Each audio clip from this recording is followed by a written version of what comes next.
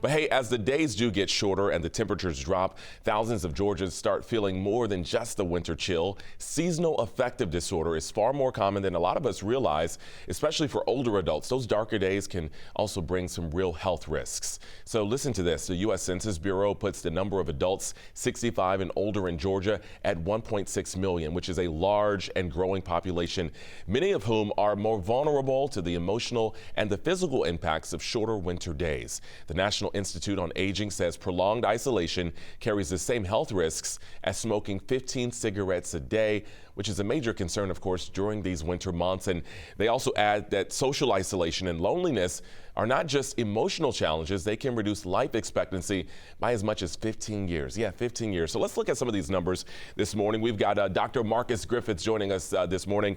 Dr. Griffith, good to see you. You're a psychiatrist with Kaiser Permanente here in Georgia. So let's talk about this because a lot of people, they may feel down, but how do people know that this may be seasonal affective disorder? How is that different from just kind of feeling a little down during these days? Yes, thank you, Jonathan. Good morning. And it's great you're highlighting such a common condition. So, seasonal affective disorder is not just winter blues, it is a mood disorder, a mental health condition that we see that's more prevalent in persons in northern hemispheres. So, the further one is away from the equator, the more likely someone is to have seasonal affective disorder. And so, with this, you will see persons who have a pattern of more depression, more sadness tied to the winter months.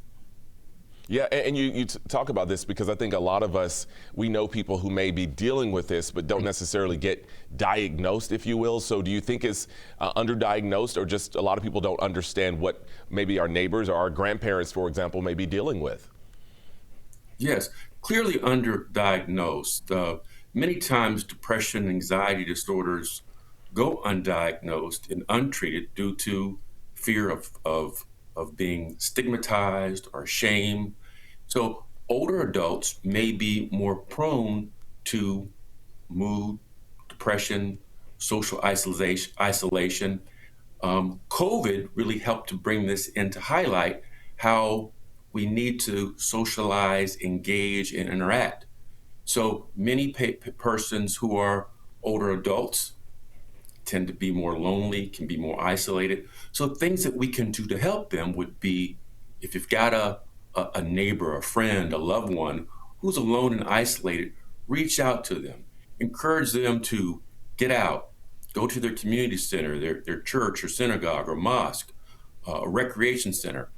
To engage in other people can not only help with social isolation and loneliness, but can help to promote their mood and Yeah. improve their mood as well. Yeah, a lot of us, we felt that during COVID, being isolated. A lot of us were alone or spent time away from our loved ones. But how do you know, Dr. Griffith, when this is more than just a bad week, that you're feeling down? When do we know that we need to call you or a mental health professional and get some treatment? Yes. So when we have more consistent periods of sadness, hopeless, loss of energy, maybe even thoughts of hurting oneself, and there are resources and access. We have 988, so anyone can call 988 and get immediate counseling at the time. If you were perhaps, afraid to go see a psychiatrist or mental health professional, you can see your primary care physician, who's very versed in helping persons with depression or anxiety. Most older adults have Medicare and health insurance.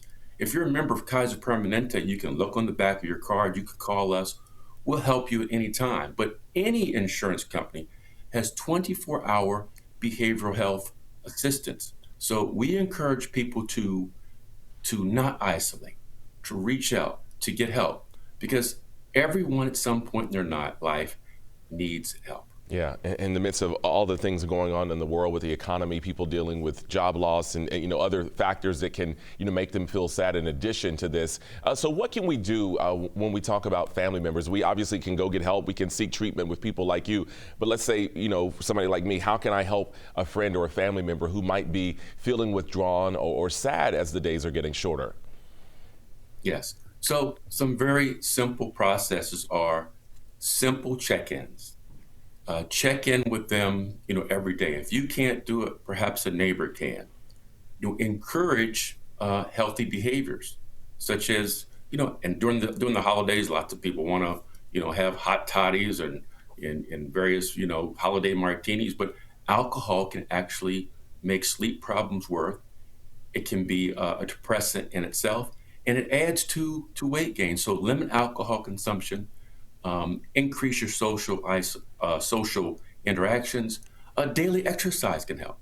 And if you have more profound and significant mood or affective symptoms, again, reach out to a health professional. A health professional could be your primary care physician, but also it could be, a psychiatrist or a psychologist. Yeah, some really important information that I think a lot of times we overlook. Dr. Griffith, we appreciate you being with us this morning. Have a great holiday. Thanks for joining us.